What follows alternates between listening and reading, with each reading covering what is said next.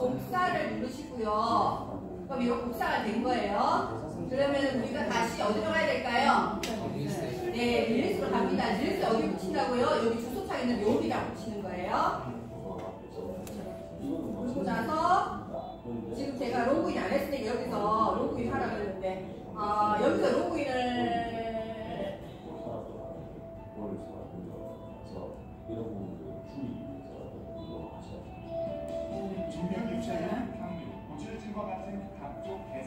그러면은 지금 여기에 지금 제가 다 써버려가지고는 지금 10분 정도 걸린다고 나와있어요. 그래서 이렇게 하고 나면 여기에 이렇게 해서 뜰 거예요. 바로 뜨진 않고 조금 시간은 걸리고 맨 처음에 했을 경우에는 몇 번 정도까지는 바로 가고 예전에 릴리스 처음 나왔을 때 제가 할 때는 안 됐어요. 근데 하면 아예 나와서 제가 누구한테 소개도 못 시킬 지경이 있는데 지금 바로바로 잘 되더라고요. 그래서 그랬을 때 아까 화면이 보여줬던 화면이 만약에 제가 뭐 AI 뭐 일일이 하는 이걸 갖다가 하체가 너무 빠르냐. 제일 여기 많아서 전체 근육량의 30%가 허리 밑으로 밑으로 조심하랍니다. 그 하체가 근육이 빠지기 시작하면 자, 그래서 아까 말했던 요 화면에 안 붙이는 거 했었죠, 그죠? 자, 돌아가면은 제가 만약 여기 지금 AI 관련된 걸로 제가 이렇게 해볼까 여기 쭉 정보들 나오는 걸 하는 거 아까 공유 어디서 한번 해봤죠 제가?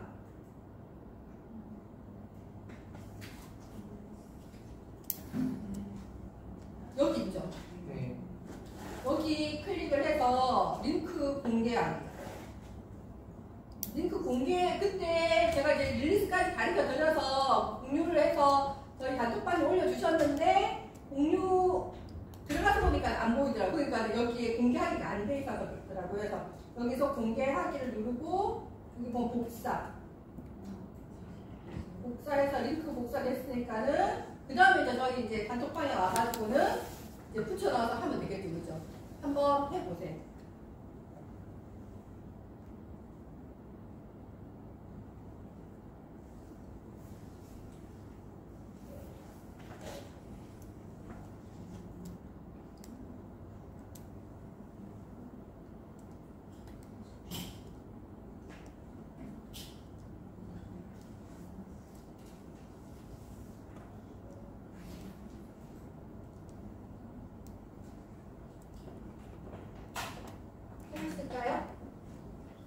네이버에서 기본적인 검색도 거의 안 합니다. 맛집 뭐 이런 거 있잖아요. 뭐 상무 지역 맛집 뭐 이런 거 할 때나 검색하고 네이버에서 검색하지 마시고요. 구글에서 검색을 하면은 정보성이거든요. 네이버에서는 돈 벌려고 이렇게 막 그런 광고성 있잖아요. 파워링크 이런 것부터 딱 써가지고는 아주 기본적인 뭐 삐리리 지는 거 이런 걸 쳐가지고는 흐릿흐릿하고 찾지도 못하게 돼 있어서 저는 입에서 막 거의 XX 막 하면서 들고 있습니다. 자, 그래서 구글에서 검색을 하는데 제가 이제 데이터 공부하면서 지금 하잖아요. 근데 아웃라이더라는 단어가 나왔어요. 근데 일단 이게 따로 이렇게 좀 밖에 있는 거는 단어는 개념은 대충 잡히는데 이 데이터에서 이 아웃라이더라는 설명을 해야 되는데 내가 명확하게 그 개념이 이제 안 돼 있으니까는 뭐라고 해야 되는데 검색을 하니까 구글에서는 이렇게 나왔어요. 뭐 아웃라이더를 하니까요. 본체에서 분리되거나 따로 분류되어 뭐 표본이 다른 대상의 뭐 차별하게 구분되고 통계적 불치치라고 정의해야 될까? 읽으니까 무슨 말인지 알겠어요? 무슨 말인지 더 모르겠어요. 내가 알고 있는 개념보다 더 모르겠어요. 그래서 제가 ChatGPT한테 물어봤습니다. 어쨌든 AI 생성형 AI한테 물어봤죠, 그죠? 아웃라이더라는 뜻을 쉽게 설명해줘. 그런데 내가 이걸 읽어도 무슨 말인지 모르니까 내가 뭐라고 했냐면 여러분이 어떤 걸 잘 몰라서 물어볼 때 초등학생도 이해할 만큼 쉽게 하라고 제가 설명했습니다. 그리고 여기 한번 보세요. 데이터에 관한 예시도 해줘. 이걸 갖다 데이터에 관해서 예를 들어서 나한테 설명을 해달라는 거예요. 그리고 내가 원하는 것은 내가 정말 원하는 건 뭐냐면은 아웃라이더에 대한 의미에 대해서 구체적으로 설명을 해줘서 내가 원하는 거를 그냥 구글에서 했을 때는 아웃라이더 이렇게 딱 검색해서 나오면 이렇게 무슨 말인지도 모르는 우리가 의학 용어, 내 어디 당뇨, 뭐 고지혈증, 뭐 어디 무슨 듣도 못한 뭐 무슨 질병 이름이라든지, 그 다음에 뭐 행정적인 용어라든지 법률이라든지 의학 용어 이런 거 잘 모르잖아요. 그리고 여기 설명되어 있는 것도 무슨 말인지 잘 몰라요. 그렇죠? 그랬을 때 이 말이 뭔지 설명을 해줘. 뭐처럼? 초등학생도 이해할 만큼. 그리고 거의 다양한 예를 들어줘. 그리고 내가 원하는 진짜 묻고 싶은 의미를까지 제가 질문을 했어요. 그렇게 하니까 뭐라고 했냐면은 아웃라이더는 데이터에서 다른 숫자들과 크게 다른 값을 말해. 그러니까는 지금 여기에 나와 있는 삐리리라고 한 말은 하나도 모르겠는데 여기 딱 들으니까 다른 숫자랑 숫자의 수치가 확 달라지는 걸 말하는구나. 예를 들어서 친구들의 키를 재는데 대부분 140에서 150살이야. 그런데 한 친구가 180이다? 그럼 이 키는 뭐라고요? 아웃라이더다. 그리고 나머지 친구들과 키가 다르기 때문에 그런 거야. 이유를 써주고, 또 다른 예로는 학급에서 시험 점수를 봤는데 대부분 80점, 90점 사이야. 그런데 한 명이 20점을 받았어. 이것도 뭐가 된다고요? 아웃라이더가 된다. 지금 점수가 너무 차이가 나요. 완전 이해가 쉽죠? 자, 그리고 제가 뭐라고 했어요? 초등학생만큼 이해할 만큼 했으니까 정말 다 우리 초등학교 졸업했기 때문에 다 이해됐어요. 그쵸? 이해 다 되셨죠? 자, 그리고 나서 여기 의미에 대해서 구체적으로 설명을 해달라고 했어요. 그랬더니 데이터 분석에서는 이 아웃라이더가 되게 중요해. 왜냐하면은 이 값을 틀리게 직접 대거나 특별한 이유가 있어서 다른 값들과 차이를 가질 수 있다는 거죠. 그래서 이 아웃라이더를 찾으면은 왜 이렇게까지 나왔는지 조사하는 것이 필요하다라고 해서 이게 중요한 의미와 어떻게 해야 되는지에 대해서 제가 원하는 걸 다 설명을 해줬죠. 그죠? 자, 이래서 우리가 일반 검색하고 그 다음에 이렇게 생명의 AI로 질문했었을 때 이런 식으로 했을 때는 우리가 원하는 걸 할 수 있다는 거죠. 그래서 여러분들이 의료 질병이라든지 의료라든지 행정, 법률, 의학 기타 등등의 잘 모르는 말들, 법률 용어들도 무슨 말인지 하나도 몰라요. 그렇죠? 그래서 이렇게 설명을 해달라고 하면 조금 더 도움이 되실 겁니다. 자, 이번에는 코파일럿인데요. 코파일럿 단어는 들어봤다. 먼저 없으신가요? 네, 이거는 우리가 지금 구글에서 검색을 하세요라고 네이버에서 검색하지 마시고요. 막 이런 말 썼어요, 그죠? 아까 요 밑에 이거 다 보이세요? 밑에 제일 밑에 요거 이게 크롬 브라우저이고요. 요거가 엣지 브라우저인 거예요. 요거 있죠, 요거. 네네. 이게 마이크로 엣지 있죠, 그죠? 이게 마이크로 엣지 브라우저예요. 제일 아래쪽에 우리 노트북에서 컴퓨터에서 보면 여기 있어요. 여기 딱 하니까 지금 영어로 나와 있고 이렇게 지금 나오는 거 같아요. 나와라. 이것들이 왜 나를 무시하고 있어? 하여튼간에 이렇게 마이크로 엣지에서 나옵니다. 요 그림 잘 기억해 주시고요. 그래서 크롬 브라우저에서는 이 코파일럿은 작동하지 않습니다. 이거 왜 그러냐면은 얘는 누가 만들었을까요? 마이크로소프트에서 만들었어요. 그래서 만들어가지고는 크롬을 대적하기 위한 게 만들었기 때문에 마이크로소프트에서만 여기서 나오게 엣지에서만 검색이 될 수 있도록 만들어진 거예요. 그래서 PC에서는요 이렇게 그 엣지 브라우저에다가 그 빙이 같이 탑재되어 있는 것도 있고 엣지 브라우저 사이드바에서 나올 수도 있어요. 그러니까는 지금 이걸 이렇게 보면은 지금 아까 엣지 눌렀다는 거죠. 엣지 눌렀고 여기 있는 게 파일럿이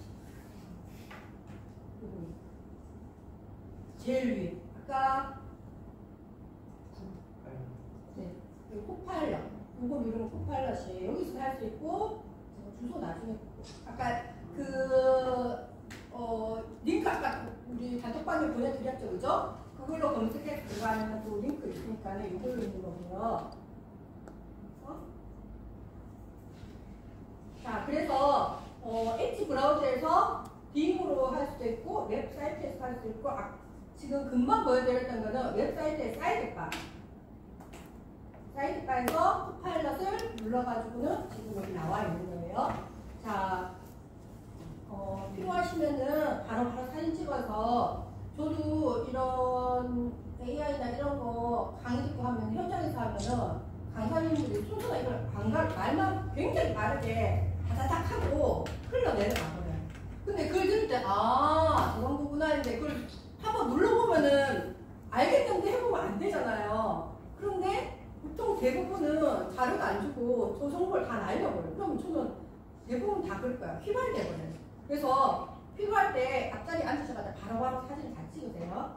자, PC 영역에서 이렇게 나오고요. 모바일 영역에서는 이렇게 나온다고 합니다. 저도 모바일은 안 하고 거의 PC에서만 하기 때문에 이렇게 나와서 코파일럿은 어쨌든 이 부분은 크롬 브라우저를 대체할 수도 있는 거고, 그다음 검색하는 거는 구글을 대체할 수 있고, 그렇기 때문에 사실 전 세계 한 3% 이걸 쓰고 있어요. 자, 코파일럿에서 금방 말씀드렸죠. 엣지 브라우저, 요거 파일 요 표시 있는 거, 요 브라우저로 클릭을 하고, 그 다음에 노트북이 안 깔려져 있을 경우에는 구글에서 엣지 브라우저 해서 검색을 하면은 요 표시 있죠. 이렇게 되어 있는 거죠. 여기서 클릭을 해서 마이크로소프트 엣지 다운로드를 클릭을 하면 됩니다. 다시 찍으세요. 1번. 맨 처음에 뭐 한다고 그랬죠? 코파일럿 엣지 브라우저를 클릭을 하고, 그죠? 그 다음에 구글에서 엣지 브라우저를 클릭을 해서 이 표시 있는 마이크로소프트 엣지 다운로드를 하면 되고, 노트북이나 컴퓨터에 많이 깔려져 있는 사람들도 많이 있을 거예요. 그 사람들은 여기도 지금 클릭하니까 바로 나와서 그죠? 그래서 바로 되는 경우도 있어요. 자, 그 다음에 이제 다운돼가지고는 이제 엣지 브라우저에서 이 코파일럿이 된 상태에서는 여기 3번 코파일럿 들어가는 거는 방법이 몇 가지가 있습니다. 그러니까 사이드바에서 클릭을 했었죠, 그죠? 거기도 되는 거고, 요 위 부분에 왼쪽 위에 보면은 지금 요걸 크게 확대해서 지금 제가 해놨어요. 코파일럿 롱 그림으로 코파일 있죠, 그죠? 요거를 클릭해도 되고, 여기 검색창에 여기 있는 코파일 있는 부분을 또 클릭해도 됩니다. 이해되시죠? 네. 몰라요. 다시. 아니 이걸 지금 이것은 노트북에. 네네, 노트북에서. 네. 거죠? 그리고 여러분 이제 강의 시간에는 이제 저희가 노트북을 안 들고 오니까 핸드폰을 검색했었지만은 이게 핸드폰을 보면 되게 불편한 부분이 많이 있으니까는 노트북에 갔었을 때 요 순서가 뭐라 그랬죠? 엣지 브라우저 부분을 클릭을 하고, 그죠? 그 다음에 여기서 검색을 뭘 하라고 그랬죠? 마이크로소프트 엣지 다운로드를 하고, 이게 노트북에 내는 사람들이 많이 있어요. 네. 그 다음에 이제 여기로 엣지로 들어가죠. 네. 그죠? 2번 들어간 다음에 요런 화면이 이제 그림은 뭐 배경은 무슨 그림이 됐든 간에 윗부분에 여기 코파일 있는 걸 클릭을 하거나, 검색에 코파일 있는 걸 하거나, 또 사이드바에서 아까 여기서 제가 왼쪽에서 여기서 꾹 눌러서 했어요, 그죠? 네네. 여기서도 할 수 있는 3가지 방법이 있습니다. 그 중에서 마음 땡기는 대로 가시면 됩니다. 끝까지 이해됐죠? 사진 찍어서 1, 2, 3. 네. 1, 2, 3 했습니다. 자, 우리가 뭘 해볼 거냐면 연습을 뉴스를 검색하는 걸, 요약하는 걸 해볼 거예요. 코파일럿에서 여기 이제 요 화면까지 나왔었잖아요. 우리가 요 화면까지 나왔잖아요. 그죠? 여기서 클릭을 한 상태에서 그 다음에서 보면은 이런 화면이 나왔을 때 요 위에 왼쪽이죠. 그죠? 거기 쭉 보면은 뉴스가 있어요. 뉴스 뭐 검색, 뉴스 뭐 이런 뉴스를 하나 검색해서 제가 이런 거를 클릭을 했습니다.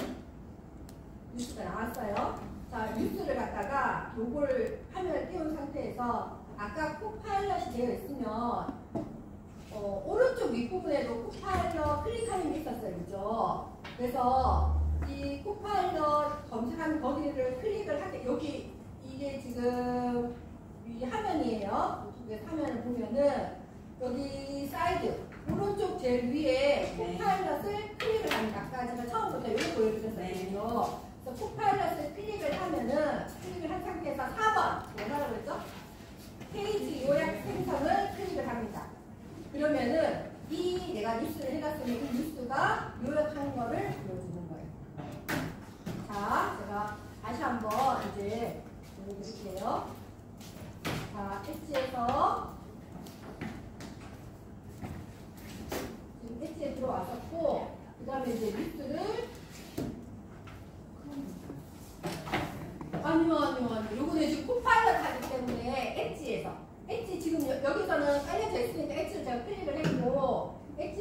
막 뉴스를 내가 클릭을 했어요. 그죠? 그랬더니 뉴스 중에서 뭐랄까요?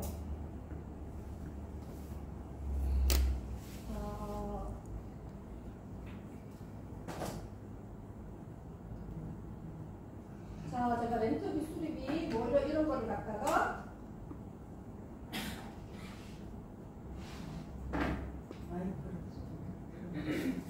여기 지금 뉴스를 하나 이제 켜놨어요.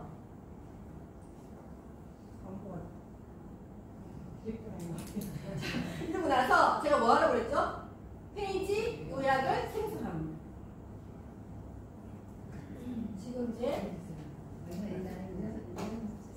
그러고 나니까는 지금 르르르르르 해가지고는 뉴스 검색을 해주죠. 그죠? 그죠? 여기 내용이 뭐냐면은 소비자 피해가 뉴스비, 렌트카 수리비 뭐 문제에 대해서 소비자 피해가 증가하고 있고, 과대 청구가 하고 있고, 그 다음에 제수대에서 피해가 집중되고 있고, 자차 보험주의가 있고, 뭐 해가지고 쭉 나와 있죠. 그죠? 그럼 이렇게 뉴스를 요약하는 부분에서도 활용을 할 수 있습니다. 자, 여기 아까 뉴스를 코파일럿에서 요약하는 거 했으니까 사진 다 찍으셨죠? 요것들 한번 끝나고 나서 한번 집에 가서 해보세요. 그래서 한번 여기 저희가 했던 거를 갖다가 링크를 독방에 한번 올려주세요. 자, 그 다음에 아까 뉴스 요약한 거 있었으면 그 밑에 관련된 질문들이 내가 뭘 잘 모르겠는데 뭘 질문해야 되는 것들도 밑에 보면은 예상되는 질문들도 아래에 있습니다. 그래서 이런 부분들 체크해서 해주면은 여러분들이 이거 이해하기가 쉬울 거예요. 이번에는요, 우리가 음악을 만들 거예요. 노래를 만들 거예요. 음악을 만들어 보셨나요? 잠깐 아까 이 화면 전을 한 번만 가져오면 돼요.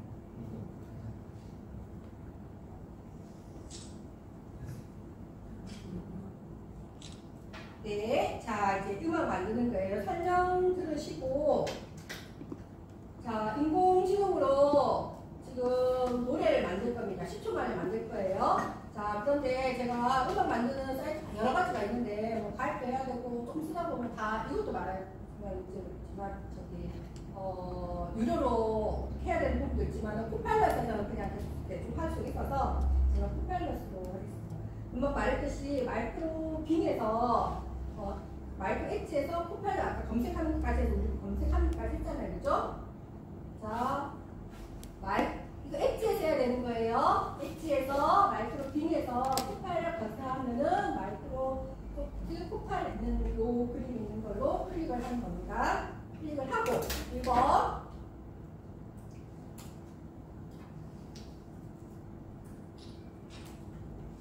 찍으셨나요? 넘어갈까요? 자, 2번 어머 다시. 자, 찍으셨나요? 네. 안 찍었어요. 손 먼저 드세요. 나 기다려줘. 됐어요. 네, 이거 넘어가면 그 다음 또 못하잖아요. 자, 두 번째. 그래서 아까 코파일럿 이런 화면이 뜰 겁니다. 여기서 검색창에서 바로 노래 만들어서 한다고 되는 건 아니고요. 오른쪽 위에 보면은 최근 활동 플러그인이라는 게 있습니다. 이 플러그인을 클릭을 하고 그러면 여기에 플러그인 밑으로 쭈루루루 뭐가 뜰 거예요. 여기까지 이해되셨을까요? 여기 쭈루루 내려가요. 스크롤로 쭉 내려갑니다. 쭈루루 내려가다가 보면은 사진 찰칵! 찰칵 찍으세요.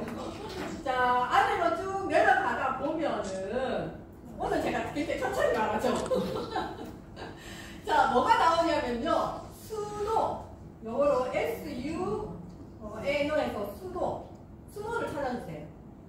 무슨 동그라미 반 잘라가지고 이렇게 미끄러진 것처럼 이런 표시예요. 수노 플러그인을 활성화되게 이거를 오른쪽으로 활성화시켜줍니다. 클릭. 오른쪽으로 밀어줘서 켜주기. 자, 사진 다 찍었죠? 여기까지 이해됐죠? 자, 그러면은 음악을 할 수 있는 걸 갖다가 활성화하도록 AI, 이게 수노가 AI 생성형 음악을 만드는 거예요. 그래서 지금 우리가 활성화 시켰습니다. 여기까지. 자, 그 다음 넘어갑니다. 자, 그 다음에 노래를 만들기 때문에 빙에서 여기에 세 가지 유형이 있습니다. 보면은 창의적인, 그 다음에 균형 있는, 그 다음 정리랑.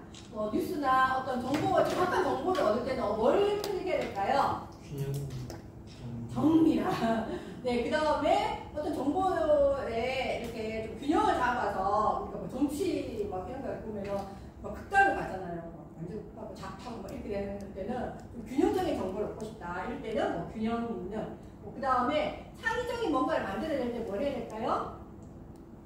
네, 창의적인. 요거를 하는 거예요. 우리는 이제 음악을 만들기 때문에 창의적인 걸 약간 클릭을 하고, 제가, 여러분이랑 이거 수업을 하려고, 뭐라고 했냐면은, 여기 이제 검색창에다가 여름이라는 주제로 신나는 댄스 팝 장르로 음악을 만들어줘.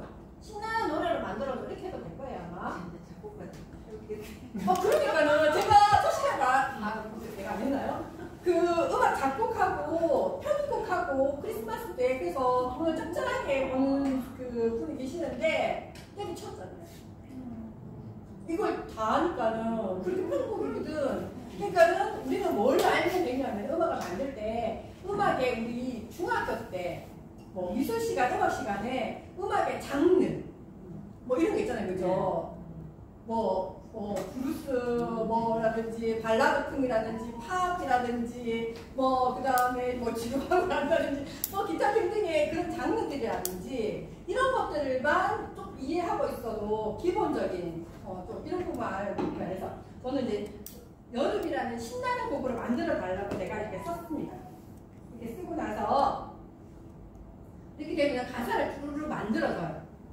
가사를 쭈루루 조금 이게 바로 나오는 건 아니고 생성하기 때문에 시간이 걸려요. 이렇게 되는데 이 여기 스노는 우리가 하는 거는 스노라는 그 업체가 있잖아요, 그죠? 그런데 대부분의 모든 것들을 보면은 조금 맛보기처럼 이렇게 사용할 수 있어요. 사용할 수 있는데 여기든 아니면은 뭐 미드전 그림 만들었는데 그 다음에 뭐 스노 음악 만드는 이런 데서는 이걸 상업적으로 쓰려면은 뭘 하라 할까요? 돈을 내 그런 상업적으로 쓸 수 있어 이렇게 얘기를 하고 있습니다. 이해되세요? 네. 거기서도 이렇게 많은 걸 갖다가 데이터를 훈련시켜가지고 AI에서 할 때에서 돈을 많이 냈기 때문에 이걸로 돈을 만드는 거죠. 그러니까 AI 이렇게 해서 엄청난 게 막 이렇게 하는 능력자가 나왔잖아요. 어떻게 하는지 모르지만 하여튼 능력을 짜잔 하고 보여주는 거잖아요. 그죠? 그랬을 때 미국 사람들은 이걸로 돈을 벌지? 이렇게 한대요. 그 다음에 유럽인들은 이걸 AI 가지고 이게 지금 심각한 문제도 생길 수 있겠네? 규제를 어떻게 하지? 이렇게 생각을 한다고 그래요. 근데 어쨌든 간에 대부분의 이런 것들이 이렇게 돈으로 유료로 내는 부분이 있기 때문에 하지만은 무료로 쓰는 부분들이 많이 있는 부분도 있으니까 걱정하고 있습니다. 저는 캔바나 그 다음에 팬컵이나 이런 것들도 유료 버전 안 하고 그 다음에 무료로 제가 필요한 만큼 인스타에서 영상 작업하고 하는 것들 거기서 무료로 쓰고 있어요. 제가 이제 더 쓰다가 이거 이제 더 이상 안 되겠다. 더 이상 계획해서 안 되겠고 이거 이제 사야 되겠다. 그래서 할 때는 하면 됩니다. 그래서 필요한 만큼만 쓰고 빠지고 이렇게 하는 부분이 있을 것 같고 어쨌든 만약에 상업적으로 한다 했을 때는 이거 안 된다는 거 이해해 주시고 자 그래가지고는 여기 그러면은 폭발에서 이렇게 음악 이렇게 표지처럼 가사가 나오고 그 다음에 코러스 같은 부분들도 나오고 음원의 커버까지도 나와요. 네네 이렇게 나옵니다. 자 제가 지금 금방 말했죠. 상업적 이용할 때는 스노 웹페이지 가가지고 유료 결제하고 해야 되는 거 우리는 그냥 야 이런 것도 있잖아. 그러면 우리 모임 있어요. 우리 막 무슨 초등학교 동창 모임 해가지고 우리 그 노래 한번 우리 동창회 노래를 하나 만들자. 이런 게 있잖아요, 그죠? 그럴 때 여러분 만들어가지고 한번 야 우리 동창회 노래도 한번 내가 만들었다. 이렇게 할 수 있겠죠. 자 그래서 금방 제가 여름 노래를 신나는 걸로 만들어줘라고 했었잖아요, 그죠? 지금 만들까 한번.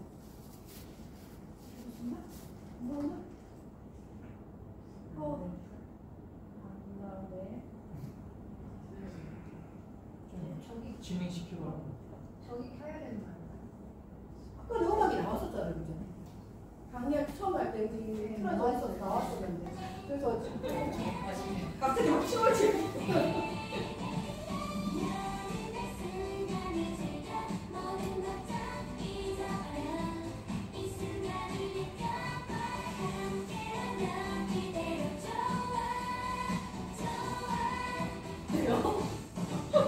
대단하죠.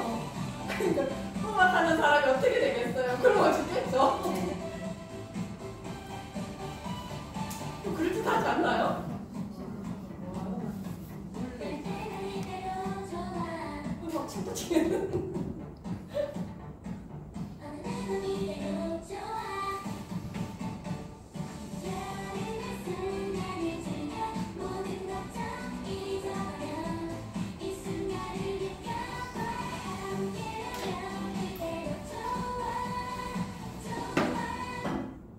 자, 그래서 한 1분 정도로 해가지고 이렇게 음악을 만들어 줍니다. 정말 대단하지 않나요? 선생님, 네. 저는 지금 굉장히 어렵게 느껴지는데요. 폼파이너 랩을 일단 깔아가지고 마이크 기능 있잖아요. 우리가 쉽게 접근할 수 있게 음성으로 뭐 어떤 여름에 뭐 어울리는 음악 까지는 제가 안 해봐서 뭐라고 제가 그것까지는 안 해봐서 뭐라고 말씀을 못 드리겠네요. 그것까지는 안 해봐서 일단은 이렇게 하는 데서 노래를 또 AI로 쉽게 만들 수 있다는 거. 네, 제가 안 해봤어요. 네, 여러분 해가지고 한번 해세요. 제일 쉽게 할 수 있는 거는 풋팔에서 수노를 쭉 플러그인으로 눌러서 쭉 내려가서 거기서 수노를 활성화시켜서 켜놓고 그 다음에 아까 사진 다 찍었죠? 그런 상태에서 무슨 노래 만들어줘, 무슨 주제로, 무슨 곡으로 만들어, 조용한 곡으로 만들어줘, 뭐 그다음에 달콤한 곡으로 만들어줘, 뭐 이런 식으로 쓰면 되는 하고 제일 간단하게 말씀을 드렸고, 그 다음에 스노에서 검색하는 거는 마이크로빙 웹에서 그다음에 스노 AI라고 검색을 하면 됩니다.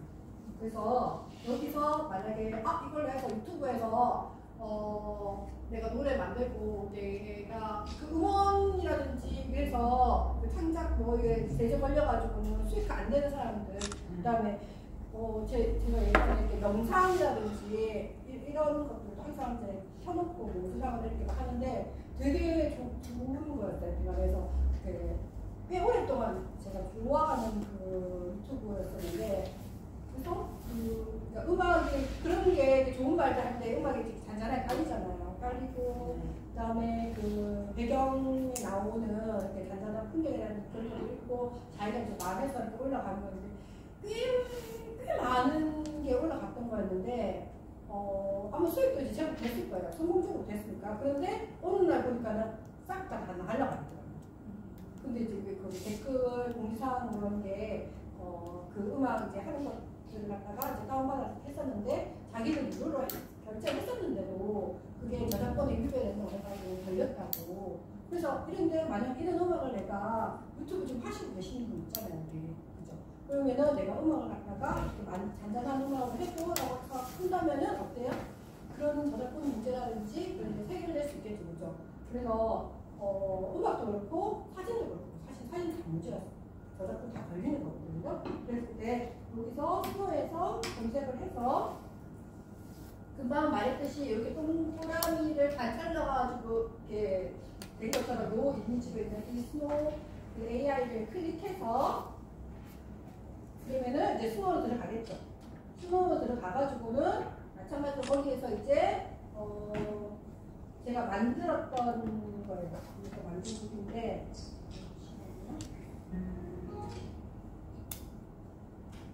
스노에서 화면에 보면 이런 뭐 화면들이 나오는데 여기 보면 기본 50 크레딧 제공 이러는데 이거 50만큼 일단 공짜로 줄게. 떡밥을 뿌리는 거예요. 그 다음에 음악 하나 만드는데 10크레딧 정도 소요가 된대요. 그리고 나서 10분 정도 되면은 이제 그때부터는 이제 유료가 된다든지 이렇게 대부분 많이 되는데 이제 한 번씩 쓸 때는 크게 문제되는 건 아니고, 제가 발라드풍의 부드럽고 달콤한 연인들의 사랑 노래를 만들어줘라고 여기 이 스노우 앱에서 한글을 클릭해서 아니면 영어로 뜰 건데 지금 제가 해줬을 때 한글로 써가지고 여기 만들다 여기 있는 거 왼쪽 위에 있는 여기를 클릭해서 그 다음에 거기다가 제가 말했듯이 여기 있죠. 발라드 풍에 부드럽고 달콤한 와인드 노래를 만들어서 해서 요거를 쓰는 거죠. 이렇게 하면 내가 금방 말했듯이 이렇게 페인 걸어가면서 하겠죠. 그죠? 그래서 금방 저는 요런 화면이 나왔어요. 요런 화면 나오고 가사가 이렇게 나왔습니다. 처음 본 순간 심장이 뛰어 눈빛이 반짝 너와 나. 언제적 얘기죠? 언제적 20살 때. 네. 네. 그래서 이렇게 가사도 그럴듯하게 작사가들이 하는 그런 것처럼 했습니다. 그래서 음악이 나와라.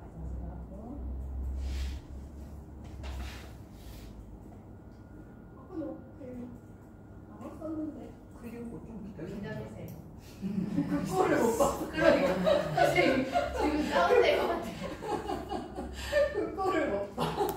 저기 모래시계 되었잖아요. 이게 또 왜 그러니? 안 기다리면 다운돼요. 네? 안 기다리면 다운돼요.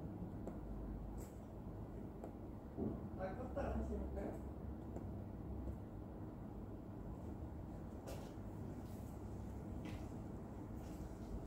쉬는 시간 할까요?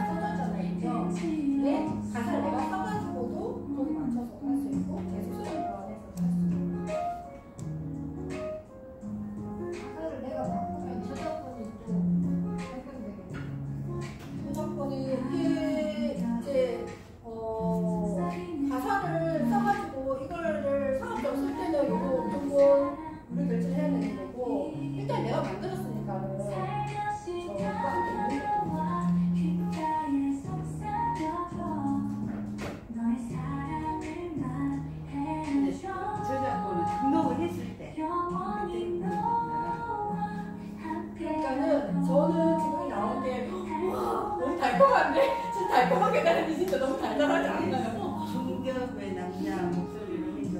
네, 그런데 여기 이제 다른 사람들 이렇게 옆에 순서에서 보니까 클릭해서 보니까 옆에 쭉 해가지고 되게 이제 좋아요 많이 누르는 순서가 있는데 그거를 제가 클릭해서 딱 들어보니까는 진짜 음악 아티스트가 부르는 것 같고 굉장히 이거 곡도 단순하지만은 그냥 저는 제 취향에 너무 좋았어요. 그런데 야, 이 정도면은 정말 음악하는 사람이 어떡하지? 라는 생각이 들 정도로 그렇게 해서 만들어줍니다.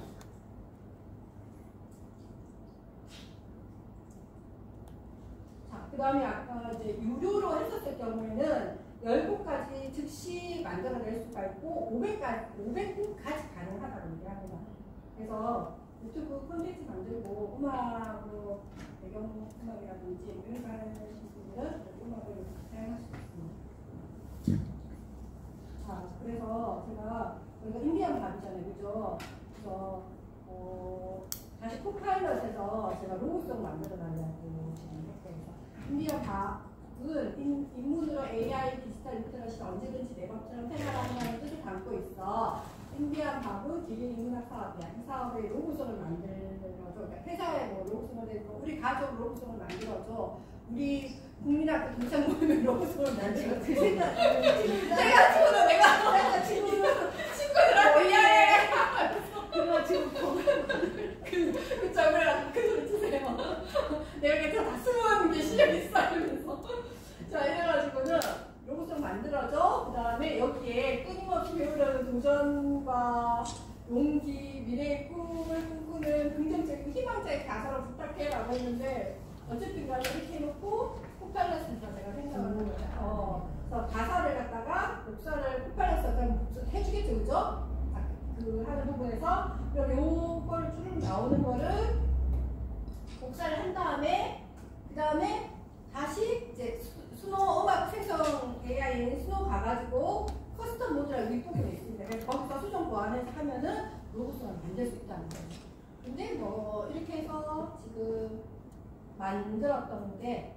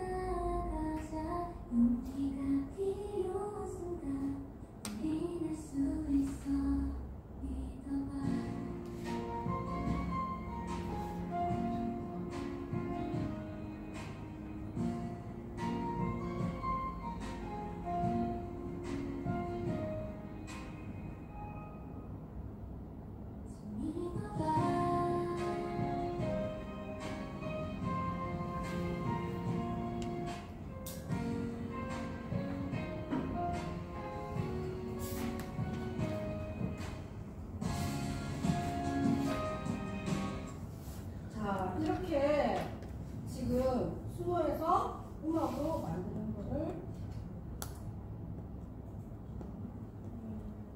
분석하고 비판적으로 수용하고 활용하는 능력인 거예요. 근데 우리가 우리 일상에서 이 데이터를 활용할 수 있는 부분이 뭐가 있지라고 생각하지만 실질적으로 써먹을 때가 많이 있고 주변에 많이 있습니다.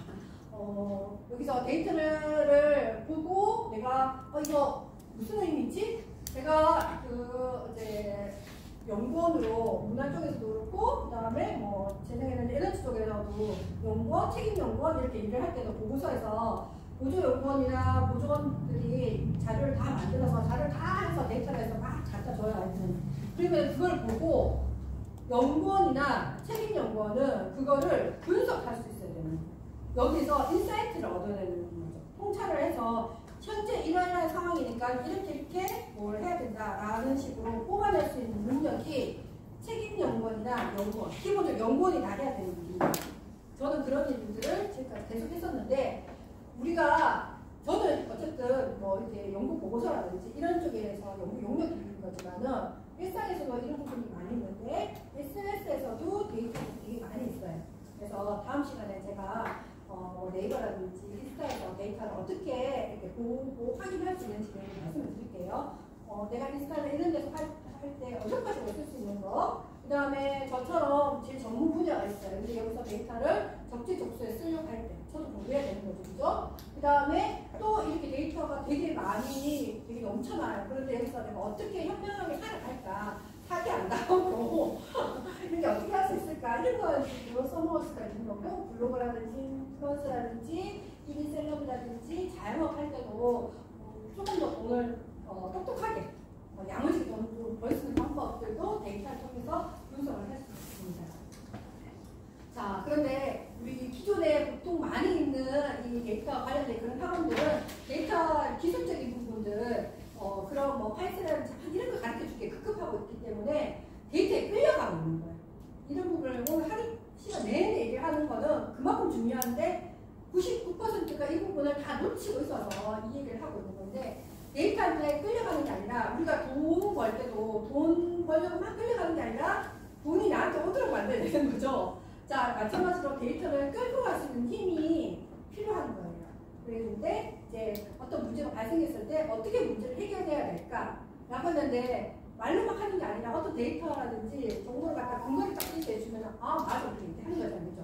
그럴 때 그 문제 해결을 할 수 있는 그런 부분에서 되게 중요한 부분들인 거고 그래서 데이터를 도구로 쓸 수 있는 거. 이게 수리 영역이 아니라 언어 영역, 말을 할 수 있고 이런 영역으로 우리가 활용할 수 있는 활용하려고 생각하는 그런 부분이 중요한 거예요. 그래서 제가 같은 말 계속 하는 거예요. 왜 그러냐면은 이게 현장에서는 너무 많이 엑셀이라든지 파이썬이라든지 R이라든지 시각화 도구라든지 이런 것들 공부만 해요. 책들도 스펀드 이런 책들만 다 나와 있어요. 그런데 그것보다 중요한 건 어떻게 써야 될 것인가라는 거예요.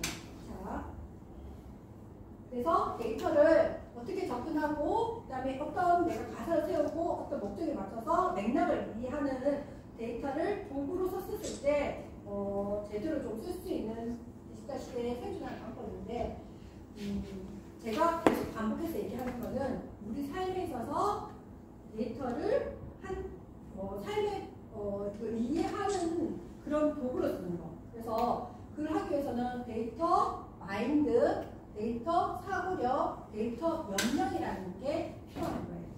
지금 학원에서 되게 많이 떠들고 있고 설명하고 교육하고 있는 거는 저 세 가지 중에서 어디에 해당될까요? 데이터 역량에 해당됩니다. 저 부분에 대해서 거의 99% 학원에서는 파이썬 가르쳐주고 엑셀 가르쳐주고 뭐 이런 것만 하고 이제 요구만 하고 있어요. 근데 더 중요한 거는 마인드와 사고력이 있어줘야 되는 부분들인 거고 데이터 리터러시는 이렇게 크게 세 가지 나눴을 때 이렇게 데이터 역량이 되는 부분들도 데이터 리터러시라고 그러고 강의의 큰 범위로 이 세 가지를 다 합치는 것도 데이터 리터러시라고 얘기를 하는 겁니다. 자, 그래서 데이터 마인드에는 데이터를 대하는 자세예요. 데이터 마인드는 데이터를 내가 어떻게 대할지라는 그런 자세인 거고 데이터 사고력이라는 거는 이 데이터를 어떻게 끌고 갈지라는 생각인 거고 데이터 역량은 데이터를 활용하는 아까 실무적으로 기술적으로 하는 부분인 거예요. 그래서 그 부분이 예시로 이런 부분이 있는데 이거를 구체적으로 하나씩 설명해 드릴게요. 자, 데이터 마인드는요. 데이터를 활용해서 문제를 해결하려고 하는 뭐라고요? 생각인 거예요. 자, 우리 모임에서 우리 모임이 동창회 국민학교 동창회 모임이에요. 여기서 이제 내가 총무해가지고는 식당도 잡아야 되고 그 다음에 이제 차 마시는 거 커피숍에서 차도 뭐 할 때 정해야 됩니다. 그러면은 이걸 갖다가 여기서 뭐 마실 거예요? 뭐 어디 좋아할까? 나는 뭐 위가 안 좋으니까 난 밀가루 음식 안 먹을 거야. 나는 지금 뭐니까는 고기 먹으면 안 돼. 뭐 하겠어요. 그러면 이제 다 이렇게 주섬주섬 다 오죠? 이렇게 하죠, 그죠? 자, 그렇게 해가지고는 그러니까는 이런 데 식당을 이거는 이쪽으로 더 많이 좋아하고 하니까는 이렇게 식당을 해야 되겠다. 우리 다 하잖아요, 그죠? 자, 이게 데이터 마인드예요. 이해되시죠? 여기까지가. 그래서 데이터 마인드는 데이터를 단순하게 보는 게 아니라 이걸 통해서 나는 짬뽕, 짜장, 막 나왔어, 그죠? 이런 의미에서 거기서 의미를 찾고 여기서 어떻게 활용하는지 여기까지 생각하는 것까지가 데이터 마인드라는 거예요. 그래서 단순하게 수집하는 것까지는 아니라는 거죠. 의미를 찾는 거 여기까지인 거고 데이터 사고력이라는 건 뭐냐면은 데이터를 분석하고 이해하고 해결하는 능력인데 쉽게 말해서 예시를 들게요. 자격증 시험을 봐요. 자격증 시험 칠까요? 공인중개사? 뭐 하여튼간에 자격증 시험 치는데 떨어졌어요. 내가 이번에 떨어지면 다음번에는 붙어야 되겠잖아요. 그죠? 뭐가 문제지? 내가 시험 공부가 공부 시간이 좀 부족했나? 아니면은 내 성적이 지금 1점 차이로 떨어졌으니까 뭘 조금만 더 하면 되나? 이런 걸 분석해 보는 거예요. 그래서 어떤 과목을 더 많이 공부하고 어디에 더 시간을 더 투자하고 이렇게 하는 거를 데이터 사고력이 있다고 보는 거예요.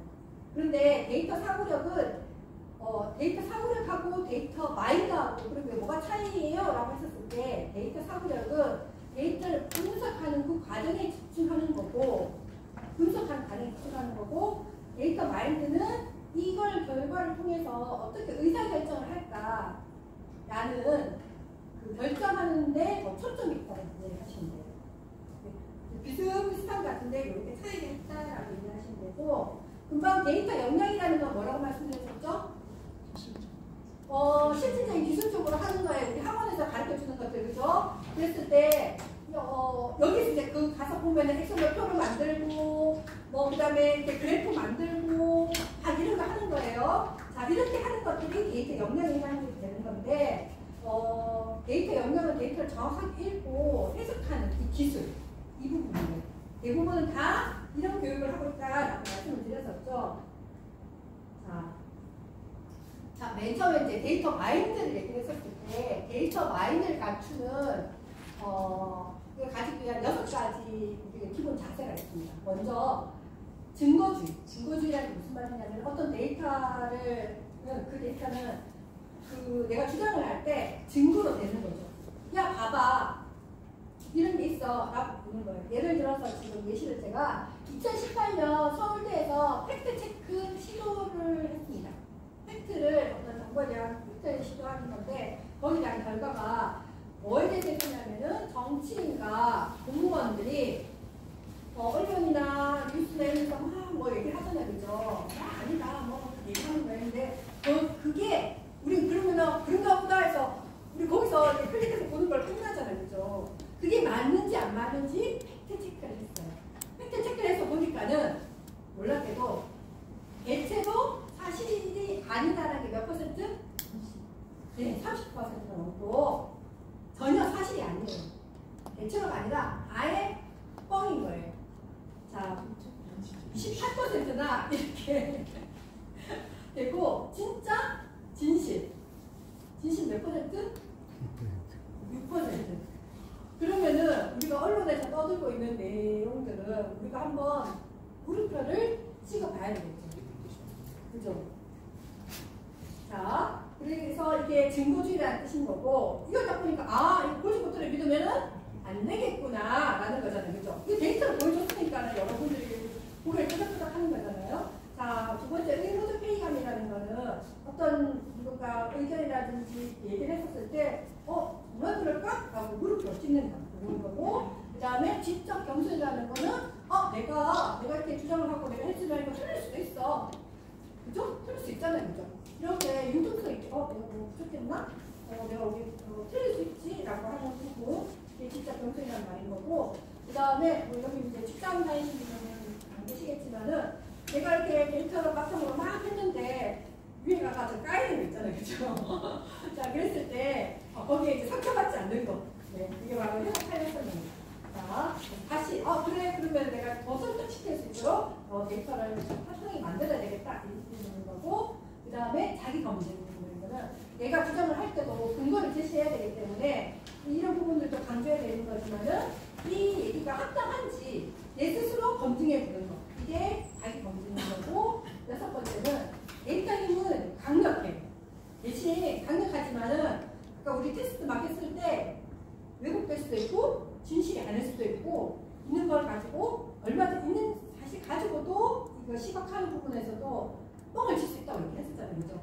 그렇기 때문에 그 한계도 분명히 있다라는 거를 아는 거, 이런 메타인지를 가지고 있는 게 되게 중요한 겁니다. 그래서 금방 말했듯이 내가 어떤 정보를 가지고 있었을 때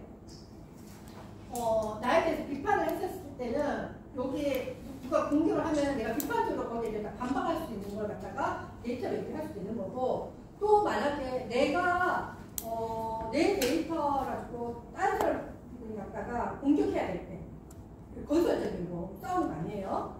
그랬을 때 설득해야 되고 했었을 때는 또 문제 해결 그런 능력을 가지고 데이터로 쓸 수가 있겠죠, 그죠?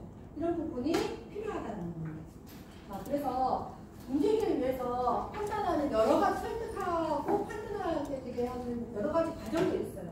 근데 제가 계속 반복하는 게 거의 99%가 학원에서 이런 얘기를 하기 때문에 제가 하는데, 데이터 분석하고 어떻게 절차를 하고 어떻게 기술적으로 하느냐에 매몰되어 있는데, 그것보다 더 중요한 거는 이 문제를 결정하는데 어떻게 해결해야 될까, 의사 결정에 어떻게 해야 될까라는 데 중점을 갖추는 게 훨씬 더 중요하고 거기에 필요한 게 뭔지를 알아내는 것들이 더 중요한 능력이라는 거예요. 지금 금방 말했듯이 데이터로 문제 해결을 할 수 있다는 게 썩었고, 데이터로 문제 해결 접근은 어떤 부분을 해야 되냐면은 맥락적으로 사고하고 연산적 분석이 만나는 지점에서 문제 해결력이 있다고 생각하고 있습니다.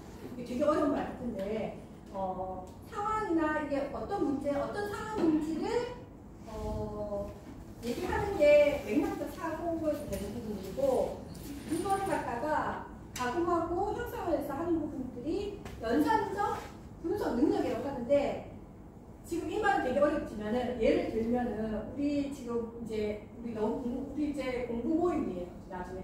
그래서 우리 이제 열심히 공부하자, 샤샤샤 그래가지고 제주도 여행 가기로 했어요. 그런데 여기서 저 비행기 타면 너무 무섭고 막 심장이 막 해서 저는 비행기 못 타겠어요.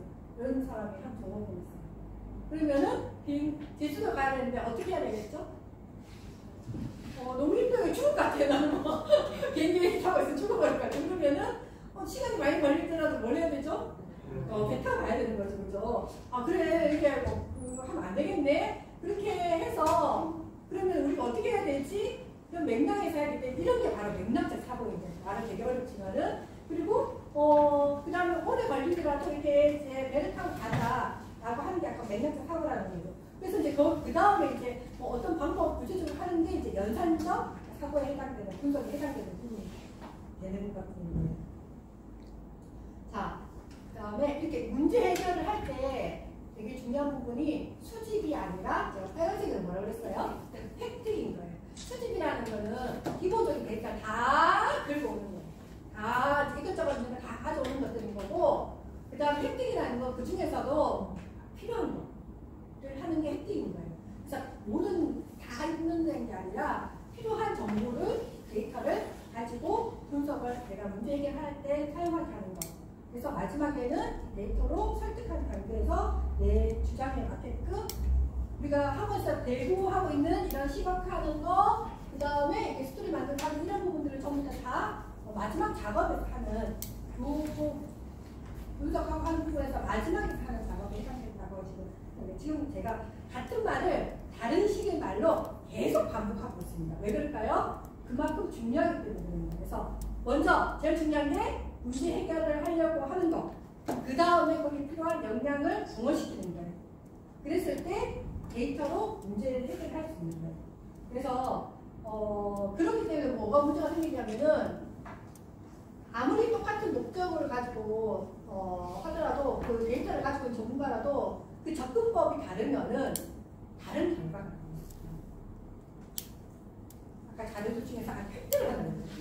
그렇기 때문에 그걸 보여주는 걸 전적으로 믿어서는 안 된다는 거예요. 맞아? 라고 물을 파는. 자, 지금 계속 데이터 이렇게 했는데, 그래서 데이터가 뭐냐라는 거에 대해서 말씀을 드릴게요.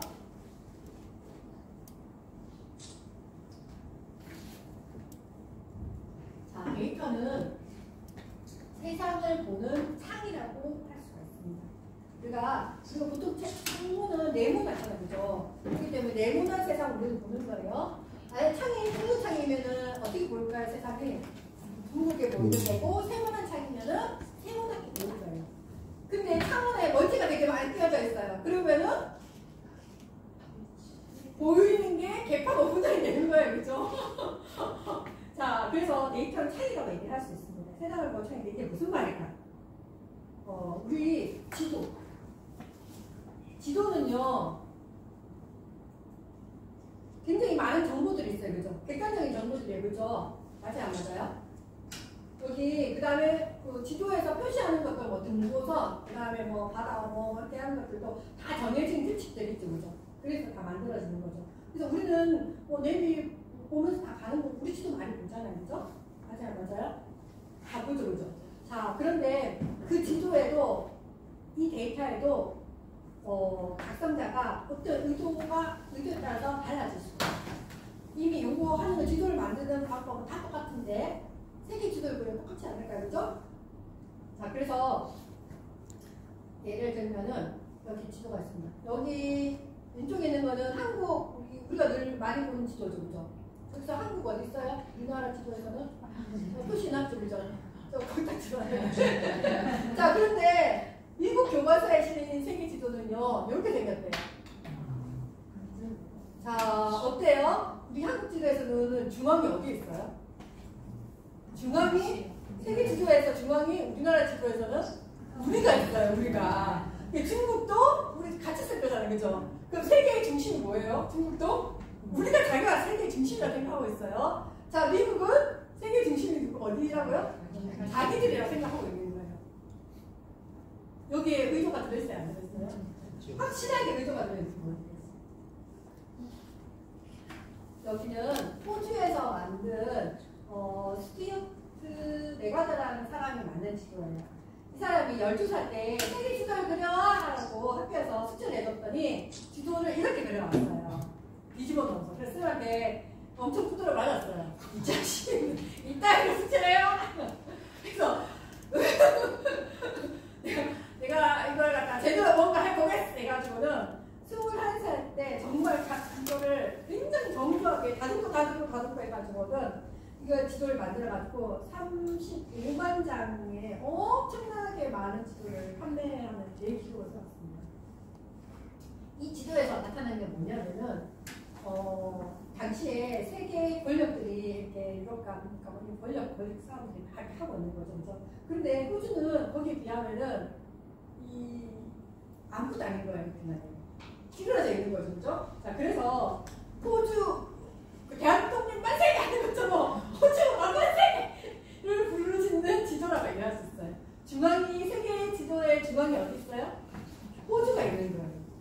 그리고 호주 사람들은 저걸 보면은 자부심이 국뽕이 뿜뿜하게 나오겠죠, 그죠? 이해되시죠? 그래서 의도가 데이터에 의도가 들어있다라는 말이에요. 여기 데이터를 만드는 건 다 똑같지만 이해되시죠? 그냥 우리가 데이터라고 했을 때 이게 픽토그램은 인터넷의 한 종류인데 그림과 문자를 합쳐놔서 만든 거예요. 우리 되게 많이 이런 거 많이 보죠, 그죠? 이런 것들도 다 뭐라고요? 데이터인 겁니다. 우리가 보면 많은 그 정보들이 다 데이터인 것들인 거고, 그 다음에 또 데이터는 금방 처음에 말했어요. 데이터는 창이다. 세상을 보는 창이다. 그랬어. 그죠? 그 다음에 데이터는 두 번째는 편견이라든지 고정관념을 깨부수는 대포라고 얘기하셨습니다. 그 서울대 교수가 미국 가가지고 공부를 하는데 미국 대학에서 거기서 폭염수술을 안 하는 사람들이 되게 많은 거예요. 폭염수술 한 사람이 거의 없었대요. 너무 놀래가지고 우리는 어때요? 폭염수술? 안 하고 있어요. 그죠? 제가 결혼했을 때 그 당시에는 애 태어나자마자 남자는 바로 폭염수술 시켰어요. 아프다고. 나중에 생각하면 아프다고 그냥 태어나자마자. 근데 사실 그 태어났을 때 그 트라우마는 더 크다고 얘기를 하거든요. 근데 저는 어쨌든 12살 6학년 때 겨울방학 때 그때 많이 저는 저희 아이 그때 시켰습니다. 어쨌든 간에 근데 왜 우리는 거의 다 폭염수술 하는데 왜 선진국인 미국에서 세계 최고 미국에서 물론 다 유학생들도 많고 많은 사람도 있지만은 왜 이렇게 없을까라고 찾아봤어요. 지금 지도에서 붉은색으로 표시된 게 폭염수술 빈도가 80%예요. 이게 종교적인 이유로 폭염수술 하죠, 그죠? 자, 아랍권에서 하고 있는데 여기 빨간색이 쭉 있는데 거기서 우리 한국을 찾을 수 있을까요? 나만 완전 빨리. 네, 맞습니다. 아주 그냥 완전 빨갛습니다. 그리고 너무 의아한 게 종교적인 이유이 다른 나라는 종교적인 이유잖아요, 그죠? 그래서 빨간 그렇다 치자 그래. 예, 그런데 동아시아 쪽에서는 아랍권만큼 지금 빨갛잖아요. 너무 놀랍지 않나요? 우리가 너무나 당연하게 남자 태어나면 다 폭염 수술하고 그러는데 이게 유일한 거야. 이렇게 폭염 수술 시킨 게 뭐 더 청결하고 뭐 이런 식으로 얘기를 들은 것 같은데. 네네. 그렇죠. 이렇게 했는데 실질적으로는 아닌 거잖아요. 이게 뭐예요? 데이터의 힘인 거잖아요. 그렇죠? 지금까지 우리의 편견이 어때요? 전혀 아닌 거예요. 그렇죠? 근데 이렇게 데이터를 밀어넣지 않고 아니야. 그 포도 수술을 안 해도 돼? 라고 하면은 너 미쳤어? 이렇게 얘기를 하는 거잖아요. 그죠? 그래서 데이터가 편견을 깨볼 수 있는 베프라고 얘기를 할 수가 있습니다. 자, 그 다음에 세 번째는 데이터는 자이다. 눈곱 있죠, 그죠? 데이터를 보여주면은 숫자들이 있잖아요, 그죠? 그러니까는 그게 어느 정도인지, 그 다음에 그 정보의 차이가 어느 정도인지를 확인할 수가 있는 거죠. 그래서 우리가 삶에서 중요한 결정을 해야 될 때, 그랬을 때 한쪽의 정보만 가지고 들었을 때는 아 그런가 보다 해가지고 하는데 실제 아닌 경우가 많이 있죠. 중요한 결정이라든지 투자를 할 때 이런 부분에서 매우 중요하다는 거죠. 데이터가. 자, 우사인 볼트가 9.58로 2010년부터 1910년부터 2010년까지 100m에서 남자 육상 경기에서 세계 신기록을 몇 번? 15번을 했대요. 엄청나잖아요. 엄청난 건데 지금 재미로 보는 동물들의 100m 달리기 속도를 비교해보겠습니다. 자, 제가 인간은 어디가 있어요? 꼴찌. 그 잘났다는 인간 중에서 최고로 달리기 잘하는 최고의 달리기하는 것도 동물들에 비하면 아무것도 아니라는 거죠. 자, 이런 걸 보면은 이게 정도의 차이가 어느 정도인지 그 다음에 정보를 우리가 알 수 있어. 아, 인간 별거 아니었구나. 그렇게 뛰어봤자 별로겠구나. 라는 걸 알 수 있는 거잖아요. 그쵸? 그래서 데이터가 중요하다는 거 이해되시죠? 그 다음에 데이터는 보이지 않는 것을 보여주는 서치라이트. 그리고 사랑의 썸타고 했을 서치라이트밖에 안 돼. 서치라이트라고 했습니다. 알고 있는 것들 사이에 몰랐던 부분들을 찾아줄 수가 있어요. 자, 지금 제가 책에 있는 부분을 제가 캡처해 놨습니다.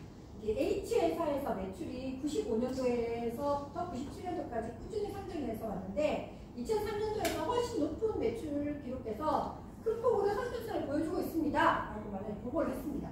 근데 여기에는 표준화된 정보가 하나도 없어요.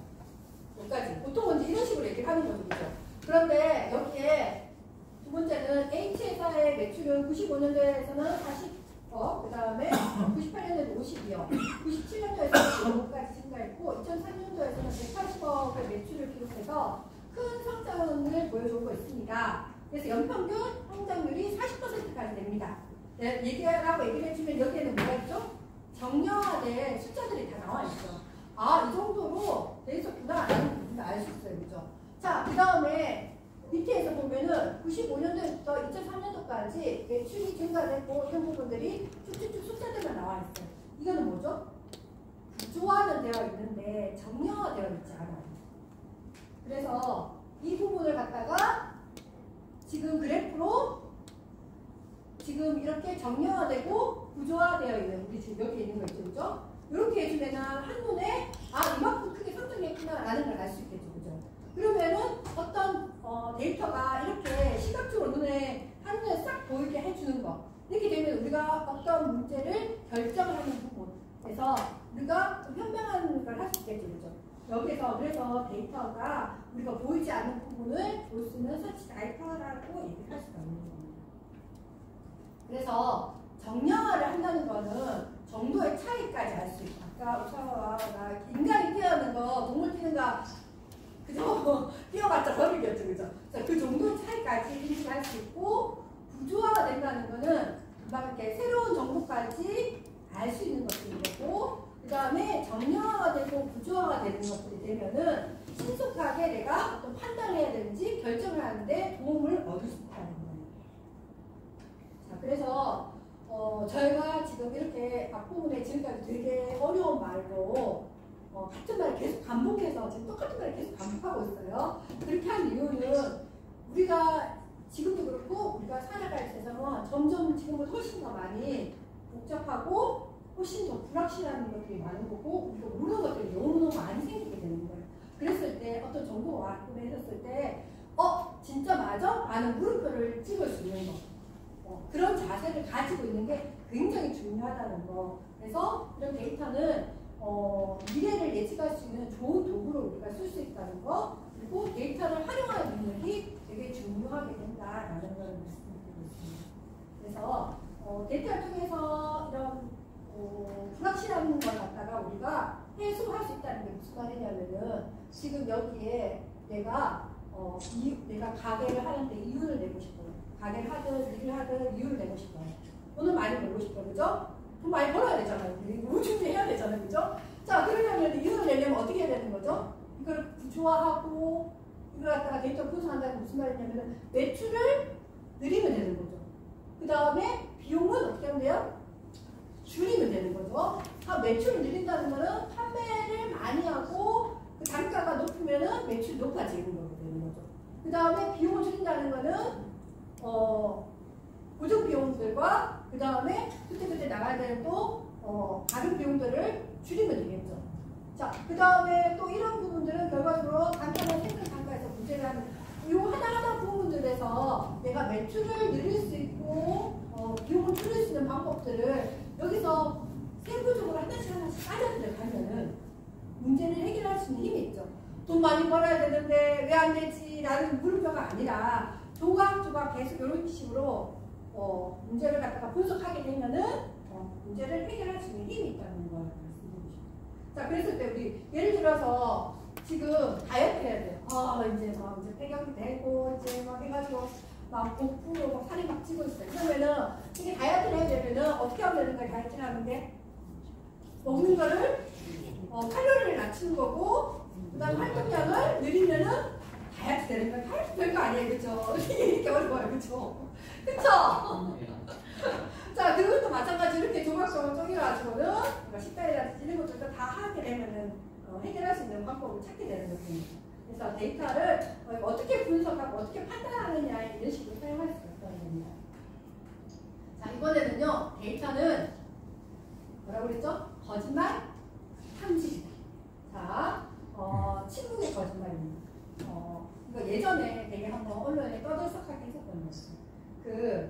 콩기름 식용유가 뭐라고 했었냐면 100% 콩기름 100%라고 했어요. 그래서 콜레스테린이 0인 그 식용유가 언론에 되게 홍보가 엄청나게 돼서 사람들이 이 식용유를 되게 많이 샀어요. 여기까지는 콩기름이 100%이기 때문에 콜레스테롤 낮춘데 0% 낮춘다 하니까는 얼른 사야 되겠잖아요, 그렇죠? 콜레스테롤 높으면은 고혈압되는 거가 되는 건데 그런데 알고 보니까는 다른 회사의 콩기름들도 99%나 100%나 다 한다는 거예요. 그러면은 이 업체에서 광고했던 거는 다른 거나 별로 차이가 있어요, 없어요? 없어요. 하나도 없어요. 그런데 광고에서 100%라고 얘기하니까 뭐가 되는 거죠? 마치 신뢰를 하는 거예요. 우리는 그거 보지 못해를 믿고. 그 다음에 또 우리 왜 신뢰되는 거예요? 그럼 콩기름, 100% 콩기름이면은 콜레스테롤을 정말 0% 될까? 라는 거에 물음표를 해야 되는 거죠. 그죠? 그런데 100%가 되더라도 콜레스테롤 그 수치가 0%는 아니라고 실험한 결과가 나왔어요.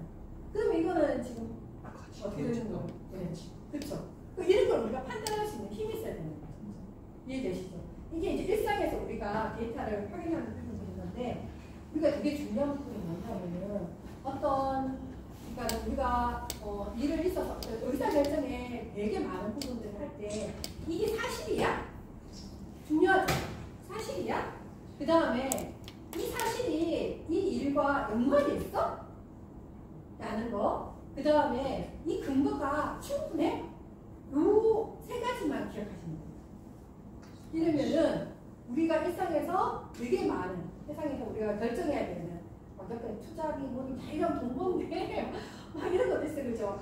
지산 투자 이런 거 있잖아요. 그래서 조금 다 망하고 이런 거 많이 있잖아요. 그래서 이런 이야기를 상대 모든 얘기를 했을 때 그게 맞아라는 거를 사실이 맞아? 사실이야? 연관성이 있어? 그 다음에 그 근거 확실해? 충분해? 라는 걸 보는 거죠.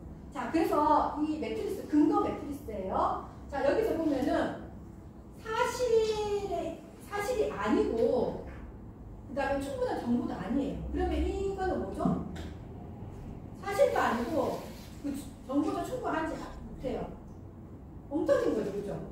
잘못된 거예요, 그죠? 뻥친 거예요. 맞아요, 맞아요? 요거는 쉬워요. 맞아요, 맞아요. 요거는 쉬워요. 그 다음에 사실이에요. 그 다음에 충분한 정보까지는 아니에요. 그럼 그 부분은 진실이죠. 맞아요? 사실이에요. 그 다음에 정보 정보는 충분하지 않지만은 그것 자체는 진실 맞죠? 이해되세요? 그죠? 자, 그 다음에 사실이 아니고 정보는 충분해요. 사실이 아니니까 그건 거짓이 되는 거고, 마지막으로 지금 제가 얘기하는 거는 여기 교묘한 거짓. 그러면 뭐예요? 사실이에요. 그 다음에 충분한 정보에도 그렇다요. 이 교묘한 거짓에 되게 많은 부분이 사기라든지 우리가 굉장히 중요한 결정을 해야 될 때 오판을 할 확률이 되게 많아요. 이 교묘한 거짓. 이게 금방 말했듯이 홍기는 얘기할 때도 홍기는 100%, 이 업체에 맞겠죠, 그죠? 다른 업체들도 99%, 100%였으니까는 이거 맞아요, 맞아요? 근데 콜레스테롤이 이게 정보가 그렇지 않을 경우에는 퍼센트가 아니라는 게 나오니까 이럴 때 있는 건데, 예를 우리가 대부분 공인중개사의 아파트나 그걸 살 때 계약서에서 이렇게 하면 몇 퍼센트 수익이 되고요, 제가 막 했었어요. 그래가지고 그런 거 돼가지고는 그래서 여기서 세 주가 하면은 월세 얼마 받으니까 내가 뭐 준비를 되겠다 생각 들겠죠, 그죠? 저도 그렇게 준비를 하고 있습니다. 준비하려고 공부하고 있습니다. 자, 그러는데 계약 시에 되게 중요한 부분을 만약에 알려주지 않는, 이거 지금까지 보여준 건 다 사실이고 하는데 되게 중요한 부분을 빼놓고 나머지 부분만 얘기해줘서 내가 그렇게 사인하게 되면 뭐가 되는 거죠? 교묘한 거짓말이 되는 거예요. 그래서 법적으로 이렇게 부동산에서 중개업자가 이런 식으로 하면 법적으로 제재를 하게 되어 있습니다.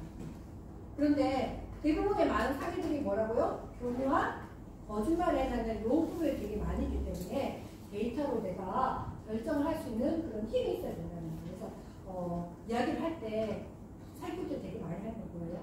의도적으로 명백하고 맞다고 막 강조하고 있거나, 그 다음에 그 충분하냐라는 부분에서 요 부분만 맞는 거예요. 요 부분 맞는 거 가지고만 얘기를 하는 거예요.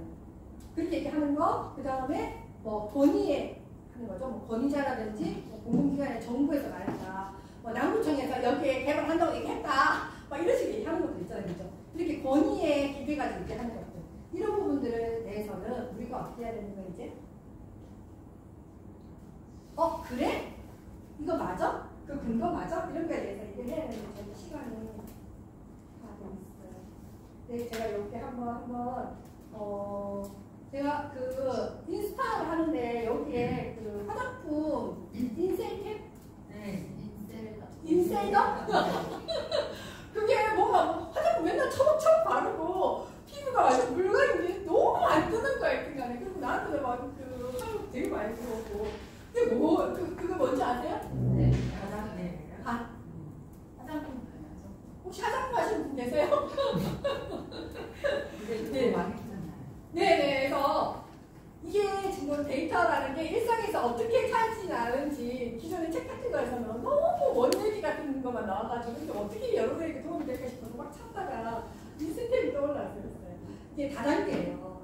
다단계 화장품 그건데, 이런 다단계에서 보면은 상위 1%에 해당되는 사람이 연간 6천만 원 이상의 수익을 얻어갑니다. 1%. 그런데 나머지 99%는요, 평균이 거의 52만 원 정도. 이게 지금 19년도에 공정거래위원회에서 나온 자료인 거고, 지금 제가 보여준 그래프는 2011년이에요. 그때는 지금 60년 동안 이렇게 나와 있어요. 자, 그런데 여기 자료는 지금 2021년 공정거래위원회에서 후원, 방문, 판매, 매출 상위 1등에서부터 10등까지 쫙 했는데, 여기에서 지급 수당이랑 1인당 매출액이랑 나오는데, 제가 그때 1인당 후원 수당 여기 있죠, 그죠? 1등이 뭐예요? 1등인데 여기서는 회사가 1등인데 여기서 얼마 줘요? 40만 원, 만원도 아니고 40만 원 주죠. 일반적으로 40만 원 못 받는 거예요. 그리고 인생점 그게 지금 교사나 공무원들까지도 인생점 여기 판매원 가해 문제라든지 여러 가지 지금 화장품 문제들이 유튜브나 뉴스에 되게 많이 떴더라고요. 지금 제가 다 캡처해 놨죠, 그죠? 그런데 그 사람들은 이런 얘기를 할까요, 안 할까요? 이런 얘기를 싹 빼고 이렇게 해서 돈을 번다고. 그리고 그러니까 돈을 많이 번 걸 보여주기 위해서 차도 막 수입차 타고 그 다음에 막 명품백 들고 엄청 비싼 호텔에서 뭘 하는 모습을 보여주고 해외여행 가고 해서 품위 유실도 엄청나게 많이 드는 부서로 만들고 자기가 이걸 하기 위해서 돈을 엄청나게 쓰고 좋은 집을 옆에 뭐 말로 소문나게 해야 돼 이래가지고 옆에 있는 친구들한테 무료로 막 주고 있고 그래서 그걸 그 돈도 다 내 돈인 거고 그래서 막 카드 막아낸다고 정신없이 하고 그래서 마구해버리는 구조가 되더라고요. 근데 그런 부분들은 하나도 그 실체는 모르고 이걸 돈을 많이 벌 수 있다는 것만 데이터를 보여주는 것들이죠. 그렇죠? 그래서 우리가 데이터를 잘 분석하는 이유는 중요합니다. 시간이 다 돼서 여기까지만 할까요? 여기까지만 하겠습니다. 또 다음 시간부터 제가 진행할게요. 다음 시간에는 데이터를 어떻게 우리가 해석하는지 그 다음에 저는 데이터 시티즌 데이터 사이언티스트가 되고 싶었었고 이제 일상에서 내 영역에서 데이터를 활용할 수 있는 그런 실력을 갖추고 능력을 갖춘 사람이 되고 싶어서 내 업무와 관련된 데이터를 계속 활용하려고 했었었고 그 중에 하나가 업무에서도 그랬었고 그 다음에 내 노후 준비를 위해서